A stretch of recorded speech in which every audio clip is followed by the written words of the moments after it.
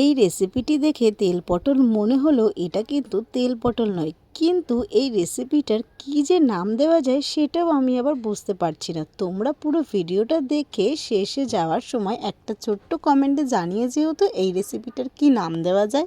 তাহলে চলো আজকের এই রেসিপিটা কিভাবে মা তৈরি করলো সেটা একটু তোমাদের সঙ্গে শেয়ার করি। প্রথমেই পটলের গায়ের থেকে পটলের খোসাগুলো ছাড়িয়ে এরকম গোটা গোটা করে কিন্তু পটলগুলো কেটে নিয়েছে। তারপর ভালো করে ধুয়ে এর মধ্যে নুন হলুদ মাখিয়ে নিয়েছে। এরপর কড়াইয়ে তেল দিয়ে তেল খুব ভালো করে গরম হয়ে যাবার পর আগের থেকে কেটে রাখা গোটা গোটা পটলগুলো এবার তেলের উপর দিয়ে ভালো করে কিন্তু ভেজে নিতে হবে। পটলগুলো যতক্ষণে ভাজা হচ্ছে ততক্ষণে চলো একটা সুন্দর মশলার পেস্ট তৈরি করে নেওয়া যাক। তো এখানে দিয়েছি কয়েকটা কাজু বাদাম, তার সাথে চাল মগজ আর পোস্ত, সামান্য পরিমাণে জল, এগুলো দিয়ে কিন্তু ভালো করে মশলাটা পেস্ট করে নিয়েছি। ততক্ষণে এদিকে দেখো পটলগুলো কিন্তু বেশ সুন্দর লাল লাল করে ভাজা হয়ে গেছে। পটল ভাজাগুলো তুলে নিয়ে সেই তেলেই দিলাম ফোড়নে গোটা গরম মশলা আর তার সাথে দিয়েছি কিছু মশলার পেস্ট। এখানে যে মশলাটা দেওয়া হয়েছে সেটা হলো আদা আর কাঁচা লঙ্কার পেস্ট করে রাখা হয়েছিল, তো সেটাই কিন্তু এখানে দেওয়া হলো। এই আদা কাঁচা লঙ্কার পেস্টটা দিয়ে ভালো করে নাড়াচাড়া করে নিয়ে এবার এক এক করে সব মশলাগুলো এর মধ্যে দিয়ে দিল। প্রথমেই দেওয়া হলো কিন্তু নুন হলুদ আর মশলার সাথে কিন্তু একবারেই দেওয়া হয়েছিল জিরের গুঁড়ো, তার জন্য জিরের গুঁড়োটা আলাদা করে আর দেখানো হলো না। এবার মশলাটা ভালো করে কিছুক্ষণ কষিয়ে নেবার পর উপর থেকে একটু কালারের জন্য দিয়ে দিল কাশ্মীরি লঙ্কার গুঁড়ো আর তার সাথে দিল অল্প পরিমাণে চিনি।